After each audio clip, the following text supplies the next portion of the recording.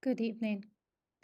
On January 2nd, in addition to introducing Amy Entier-Reynolds, the new Humanities Coordinator, to the board, we will be providing the board with a brief update of the ELA curriculum implementation of StudySync in its year 2.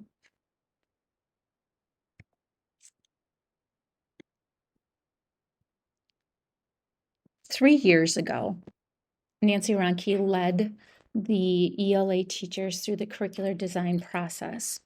There was a team of teachers from all 3 high schools, all grade levels, EL teachers as well, who worked collaboratively and began learning. Their learning included best practices in literacy instruction, brain theory research, and they also did some observations to see where our middle schools students were coming from and what skills that they were learning. All of that was culminating into this team writing and building an ELA theory of action grades 9 through 12 to include common understandings around curriculum, professionalism, assessment, and technology. During that year, several teachers from each building and each course alike also piloted 3 different curricular resources. Eventually, these teams of teachers determined that StudySync was the curricular resource to best meet their needs. That summer and into last year, course-alike teams spent much of their time building common units, building common assessments in reading and writing. Last year, then in 2022-23, was the first year of implementation. During this time, teachers spent a lot of their time planning their lessons and also planning common unit activities, formatives, and summatives to be used across the district.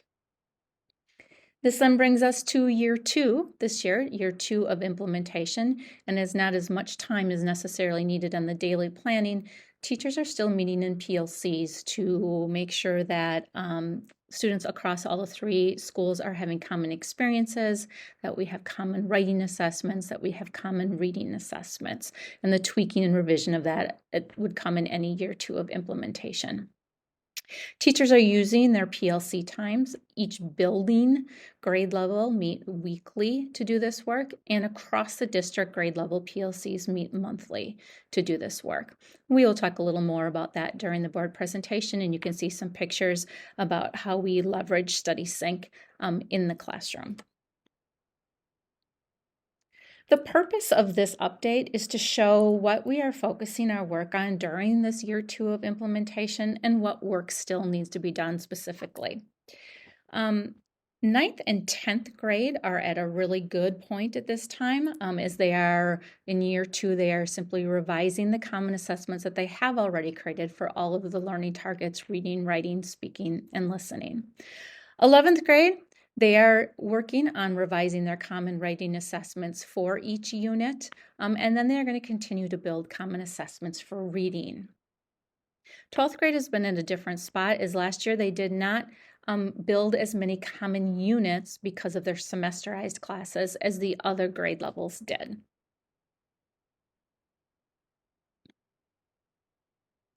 One of the things our teachers have done is they have reached out to post-secondary teachers, lecturers, professors, and asked them what they needed from our students. You can see some of the things that they are asking for, and we will again talk about this a little more in our presentation. And although all grade levels did receive this information, it certainly resonates more with our senior teachers, as our senior teachers are working to create a more common experience for all seniors across the school district of Waukesha.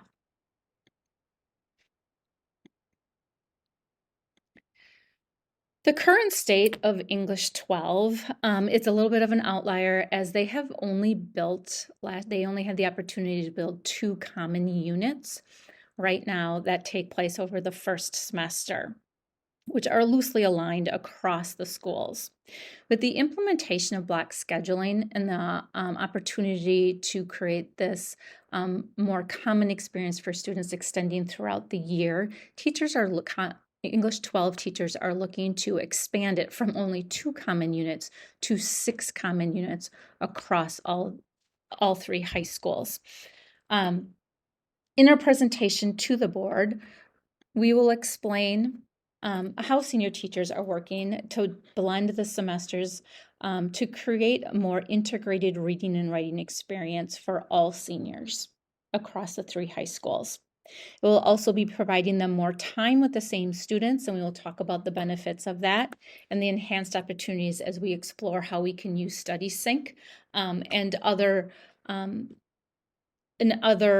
choice and voice at the senior level.